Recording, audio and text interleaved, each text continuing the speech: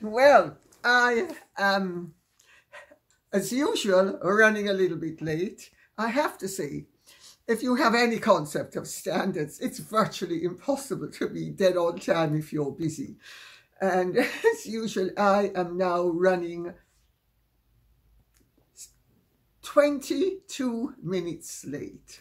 So I'm gonna put my foot on the accelerator, and if Aurora will stop licking my hand, I will plunge in with thanking the many people who filled the gap for me with my, if you can recall, I couldn't remember the Jake Sullivan's position, which was National Security Advisor to the United States of America. So, okay, thanks for that. Now, today we have a little bit of this and a little bit of that, some fun, and I'm afraid I'm intermingling it because, really, you know, as the Titanic is sinking, we might enjoy the music, but it doesn't behoove us to forget that lifeboats and life rafts also count for something, and we are living in very interesting times, to put it mildly. But we are going to start with all of the fun stuff.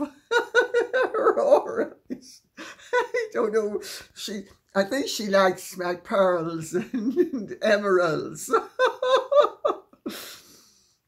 Peace of Mind says, I have a question, Lady C. If proof that the High Court will accept is uncovered about old MM and H having used surrogates for their children, what will happen to the children's titles? Could they keep them and just be a title without position, or titles and position removed? Then what will happen to old MM's titles?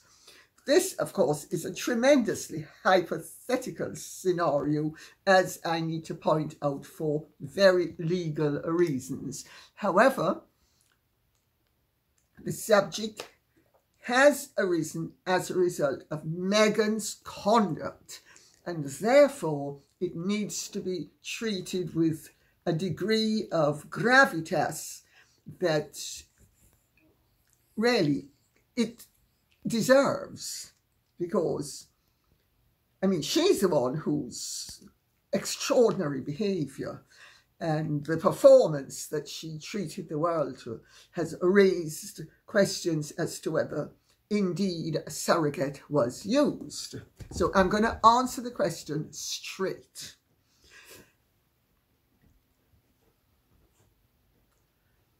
If they used surrogates, the children would have to be declared illegitimate, and they would have no titles whatsoever. Now, as I'm emphasizing, this is a very hypothetical situation, but I'm answering the question, as I have just stated, because Meghan's conduct throughout has raised questions that deserve answers. So, but I'm not accusing her of anything. Remember, my money and I are very attached to each other and intend to remain so. The children would be declared illegitimate. They would lose their titles. They would be Mr. Archie Windsor. Actually, Mr. Archie Mr. Archie Windsor. Because it would be, well, it could be Mr. Archie anything. Because, for instance, the previous Duke of Sussex's children were Majesty. So it could be anything. It could be Mr. Archie Markle, and it could be Miss Lilibet Markle. So they could be anything. But presuming that they were then adopted legally by Prince Harry and Meghan, they could be accorded courtesy titles that would go along with the rank of Duke. There is no precedent for an adopted child of a member of the British royal family having a royal title. There are precedents, as I just said, the previous Duke of Sussex, where his acknowledged children, albeit illegitimate, didn't even have his surname. But if they were legally adopted, they would then become Lord Archie, most likely Mountbatten Windsor, and possibly though, Lord Archie Windsor, and Lady Lilibet Mountbatten Windsor, or just Windsor. They would have no entitlement to any hereditary titles. Illegitimate children have no titles, and in this country, adopted children are only entitled to courtesy titles. And what would happen to old MM's titles? Well, if she were divorced, she'd become Meghan, Duchess of Sussex. Unless, of course, Harry were really clever and got his titles put into abeyance, in which case she would become Mrs. Meghan Windsor. Dear. One tear left eye. Just maybe 2 tears in 2 eyes. Because I am sympathetic. My heart bleeds for Megxit baby. After all that struggle and sacrifice, to end up back where she started. Oh, it's so dreadful. Phyllis, no. Oh, sad. Maybe that's the name. No, I'm not sure, but that's what it says. Sorry if I've got it wrong. If the King's health can be managed for years, it will work out for the best for Charles and William, because I don't think any other Prince of Wales has had such a long preparation to reign as Charles did, and William will benefit from his father's long training and support for his own reign. Well, very well observed. The King's health has had a bit of a spotlight shone upon it, really because of President-elect Trump's comment, which really confirms what I've been saying, that the King's cancer is not eradicated, and my understanding is it's not eradicable, but he can live with it for quite a long time. And of course, he has the best medical attention, and there are new discoveries being made every day in terms of immunotherapy. Radiotherapy is much more refined than it used to be, bloody, bloody, bloody, bloody, blah. So, William might have a reasonably long apprenticeship, fingers crossed, but I don't think it's going to be more than 8 or 10 years, maybe 15 if Charles is incredibly lucky. But I certainly don't think that William is going to have as long an apprenticeship as Prince of Wales as Charles did, because of course Charles was born when the Queen was young, and the Queen acceded to the throne at a very young age. If I remember correctly, she was 25 or 26. Charles was in his 70s. So the math speaks for itself. But William is growing beautifully into the role, and also my understanding is that William wants his father to live for as long as possible, not only because he loves his father, but because he doesn't want the responsibility at this stage, especially while his children are young and his wife is infirm.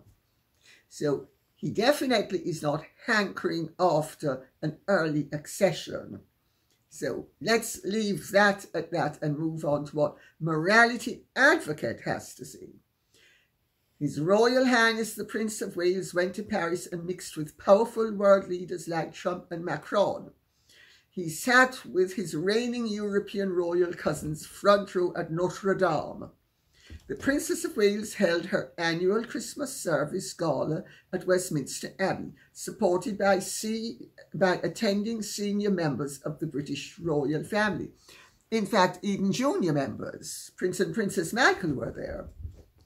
Their children were there. So, I mean, it really was practically everybody who could walk and was below their rank was there. Not all, but a lot.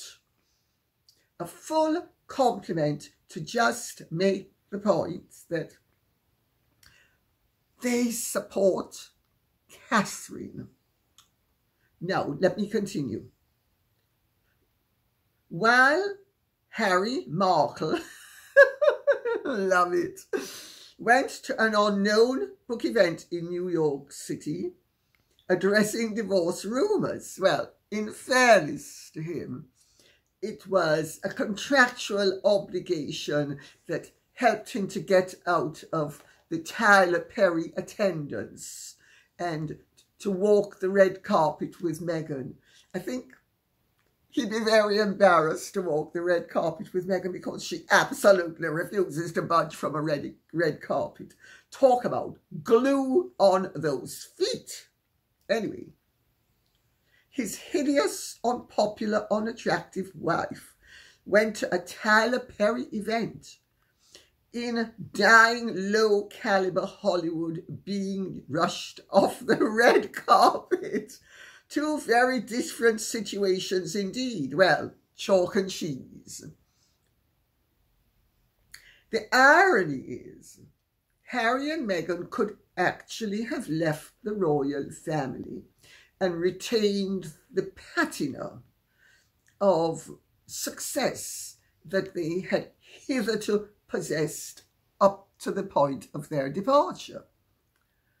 Had they done things nicely, had they done things in a constructive manner, they could easily have ended up being even more prestigious than they had been in the United Kingdom. Because in the United Kingdom, they were always going to be second tier because of William and Catherine. But in the United States, they really could have given William and Catherine a huge run for their money, the way they had done in Britain. Because remember, at first, William and Catherine were to an extent eclipsed by Meghan and Harry. Now, Catherine had very young children, so there are reasons for it, but the fact of the matter is that William and Catherine appeared to be dull beside Harry and Meghan. And had Meghan and Harry's game plan played out the way they intended it, Sussex Royal, most of the time in the United States, being, oh, look how great and grand I am, Mr. DeMille, I'm ready for my close-up. Oh, all those little people, all those little people. They're just so wonderful. I just love the little people. Well, of course, I really can't care. I don't really give a damn about them. But I've got to pretend that I love them because, after all, I'm royal. Well, had they continued to perform the way they had been performing in the United Kingdom, I'm not speaking about the behind-the-scenes abuse of staff and the difficulties they were causing for the family and the institution. I'm not speaking about that. I'm speaking about the way they appeared to be performing their duties publicly. They would have been a howling success in the United States of America.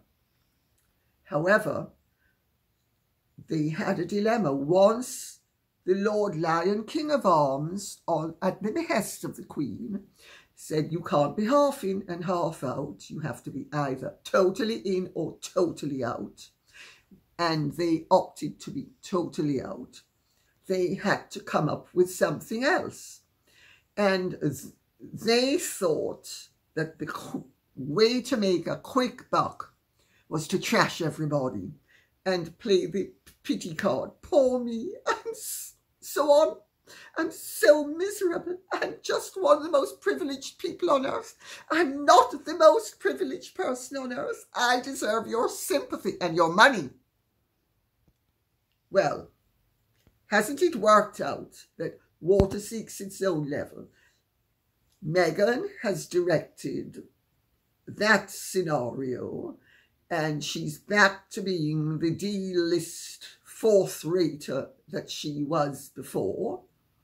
And Harry has been dragged down with her.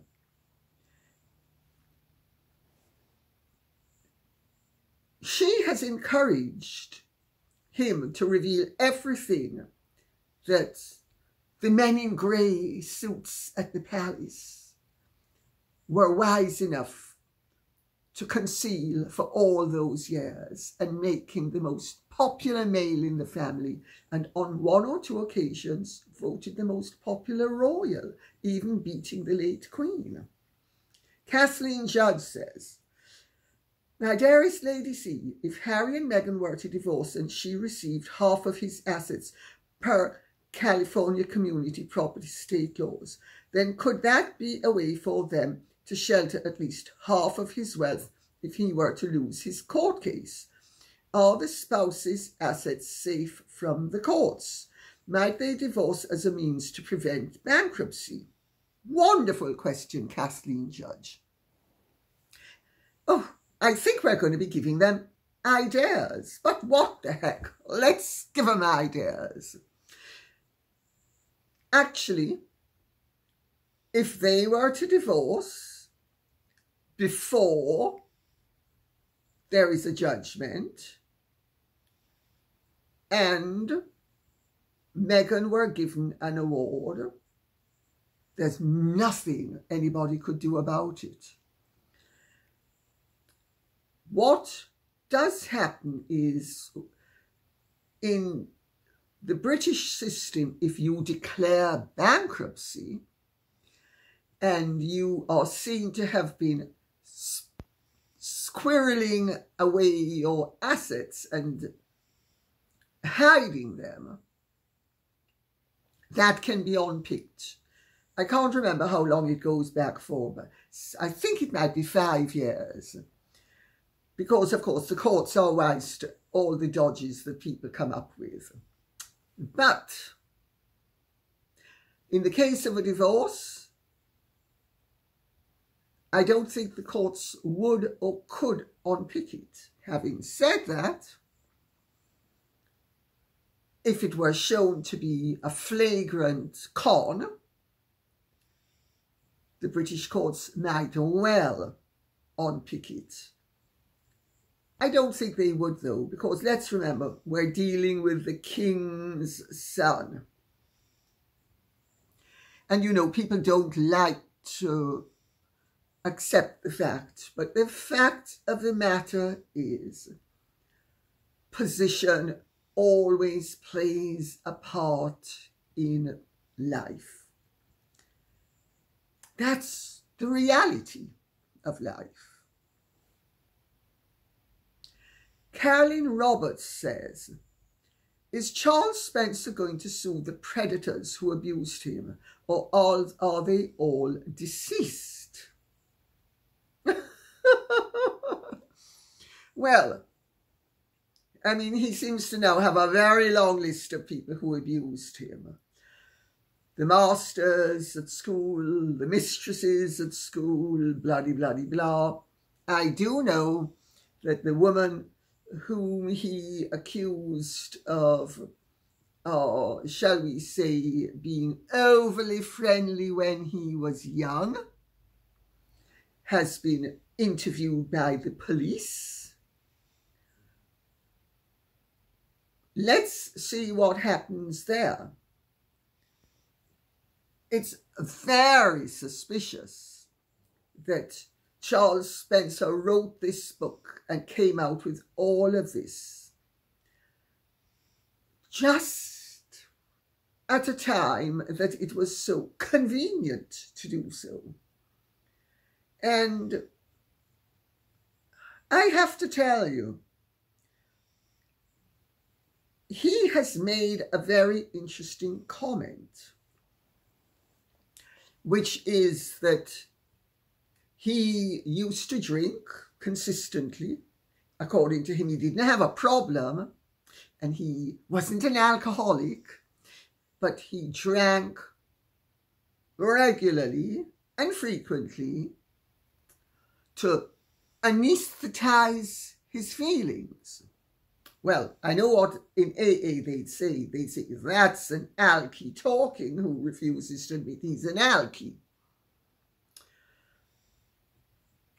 His father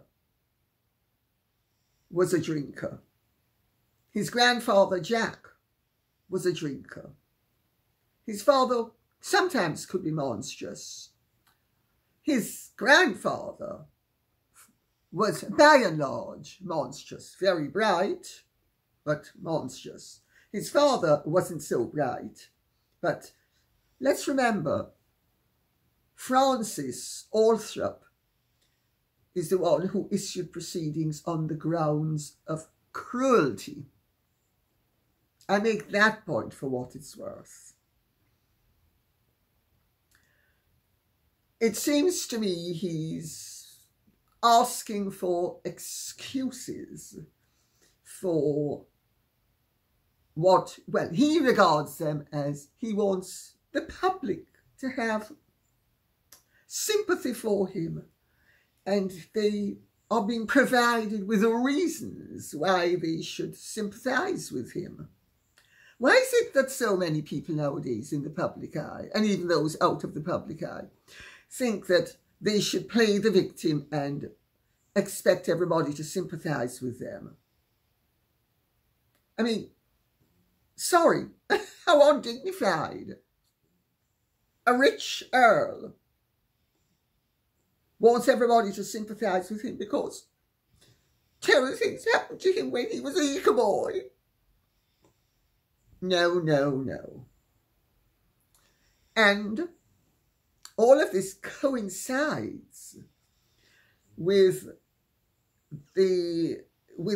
his revelation to himself that his third wife, Canadian-born Karen Villeneuve, ex-wife of the very rich producer Mark Gordon, who produced things like Saving Private Ryan, Grey's Anatomy, Criminal Minds. Ooh, lots of moolah there. Oh, lovely moolah.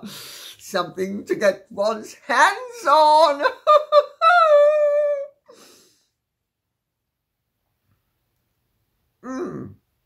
And he's done with Karen Spencer what my father-in-law did with Margaret Argyll. Get a rich woman, marry her, get her to flog her guts, improving your stately home and your estate. Oh, well, this marriage has run its course. I want a divorce. Well, Karen Spencer, of course, has produced a child, but it's not the heir. It's only a daughter. And I'm saying only a daughter, because in aristocratic terms, daughters don't count in terms of money and in terms of inheritance. It's only sons, and it's only the eldest son who really counts. It's brutal, but it's a fact. So she most likely thought that for the 13 years she'd been slogging out her guts, improving the estate, and she's evidently very capable. she thought she had her life's work cut out for her. She didn't realise it had a sell-by date on it. Oh, Cat Jarman, who didn't even know who Lord Spencer was when she did Google Eyes with him on television about his estate that she is an expert on archaeologically, but she had no idea who he was. She fell in love with a man. Well, this is one I think I'll go back to at some other time, but I'm not going to waste any more time on it. I will, however, say what Valerie Forbes says. In my opinion, Charles Spencer has bad blood. Marianne Inniscar would agree with you.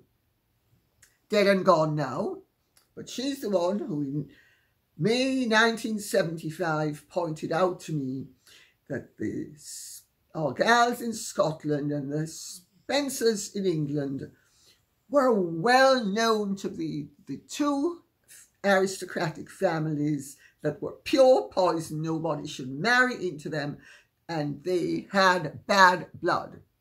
I think in the Argyll family it's changed, because my late sister-in-law Iona managed to break that mould, and her children, Torquil, who's the present Duke, and Louise have definitely broken the mould.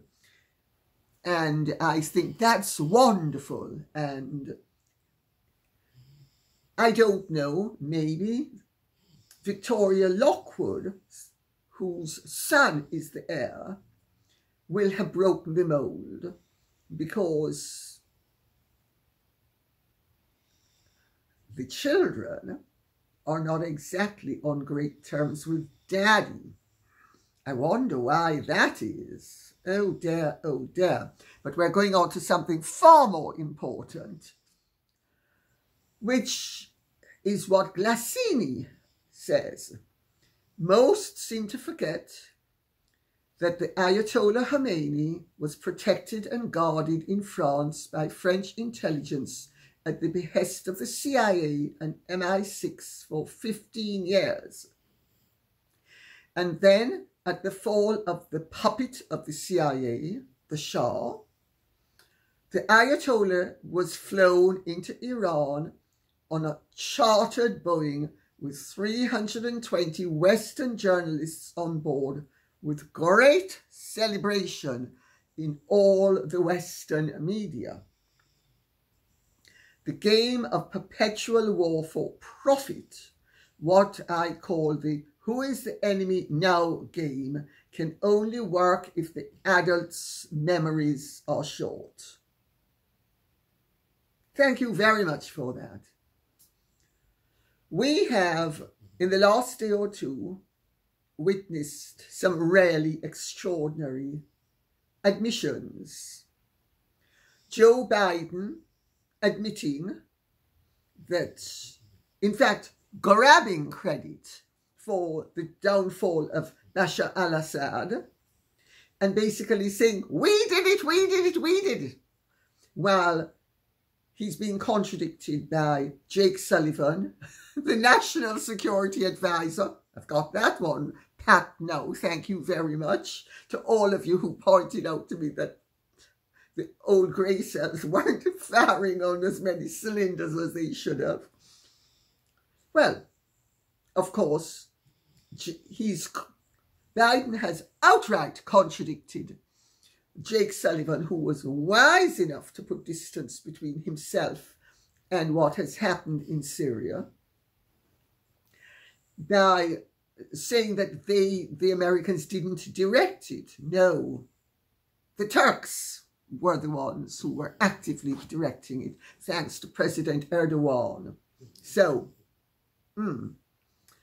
now we have Israel bombing ships and committing incursions, which, I mean, I'm all in favour of the neutralization of weaponry and anything that is going to be used by fanatics, and whether they be Muslim fanatics or others is beside the point. But, sorry, this is happening and the Israelis are doing it. Why hasn't NATO done it? Or why hasn't the UN done it? Why hasn't somebody who is not an enemy of Syria done it? Syrians don't want to be rescued by their enemy. No Syrian wants to be rescued by their enemy. I mean, this situation is so complex and convoluted. But, of course, Netanyahu is in court several days a week for the foreseeable future. He's done fancy footwear to try to avoid being tried. The Israeli judicial system has said, sorry, bud, you're being tried for criminal acts. He, of course, is saying, oh, I'm not guilty of anything. It's a left-wing plot. So when the leftists are doing it, it's a right-wing plot. When the rightists are doing it, it's a left-wing plot. And you have to really laugh, except none of it is funny. Yes, there is even talk that one or two hawks in Washington who take a very long view of things hoped that Ukraine would weaken Russia enough that Russia would not be able to come to the aid of Syria, and then they would be able to move against Assad and topple the secular government in the hope of getting rid of Assad because of his connection to Russia. The Christians in Syria, people should always listen to what the Christians in these countries say, because they are not only far more ancient than the Muslims, because Christianity is a far more ancient religion than the Muslims. They possess a unique place in those societies, and they obviously prefer a dictatorship that is secular to a dictatorship that is theocratic, in much the same way that everybody else all over the world prefers a form of capitalism that allows some ownership of property to a system of communism that allows no ownership of property, and all wealth is controlled by and held in the hands of the state.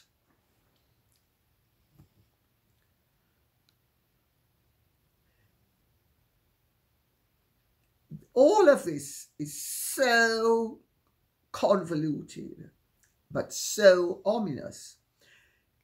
It would be the sign of the grossest irresponsibility if any external power, irrespective of which power it is, decided to undermine a secular dictatorship, bad as it is, without being sure that they were going to replace it with something better, and where they would be so reckless and inhumane and irresponsible as to run not a very real risk so much as an almost certainty of getting something far worse, so that instead of only the political opponents of the government being targeted by the government, all citizens who did not abide by the theocratic restrictions of the incoming government would end up being placed in positions of persecution, because we're speaking about our governments possibly assisting in the downfall of a government that allows some liberty to replace it with one that allows no liberty whatsoever. But of course, there is a rationale for it, because under certain ways of thinking in the West, neo-Puritanism is simply a secular theocracy. It is a secular theocracy that doesn't have a God. Its God is its diktats.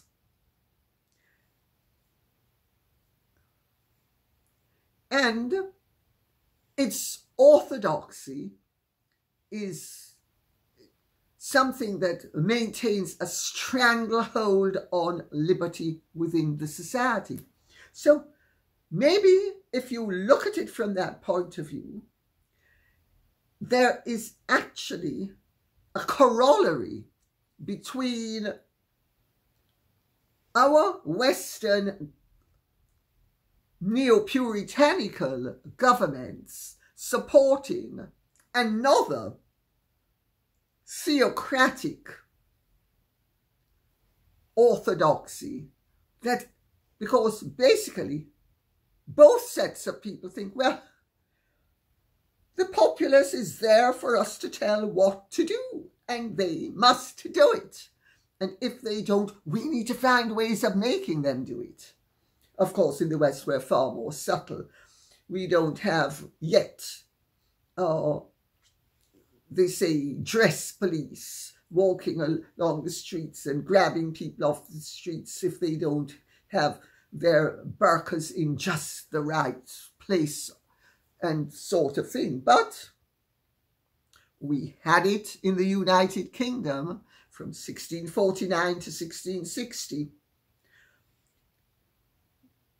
In America, they had it in Massachusetts in the 1690s during the Salem witch hunt. So don't think it can't happen again. But I don't think it will happen again, because sufficient of us are aware of what is going on to call time on the tune. A lot of people don't really add up what is going on because they don't have all the figures in front of them. But I don't think anybody has all the figures, but certainly some of us at least have sufficient of the figures to know that this is what is happening. Interesting, the whole thing.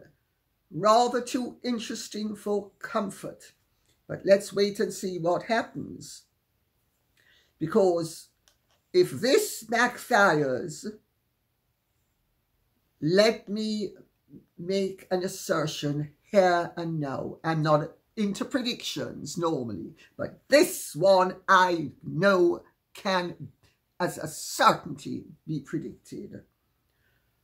What happened on 9/11 will, in another way, shape or form, happen again. And that is something that people need to be aware of. You do not unleash the forces of destructiveness and expect that they aren't going to wash up on your shores. Sooner or later, they will. And to a large segment of the fundamentalist population in some of these radical countries. Not only is the West evil, but remember what the Iranians called the American government? The Great Satan. And that was when poor Jimmy Carter, who was anything but Satan, was heading up the government. So I just make that point for what it's worth. Very interesting times we live in. And on that note, I'm going to say thank you very much for listening. I hope this has been of some interest to you. If it has, please keep the questions and comments coming in so I will know what you would like us to be speaking about. Thank you so much. Take good care and Godspeed. Bye-bye. And if you have truly enjoyed this, would you care to like, share, subscribe, press the notification bell, and a bientôt. Bye-bye.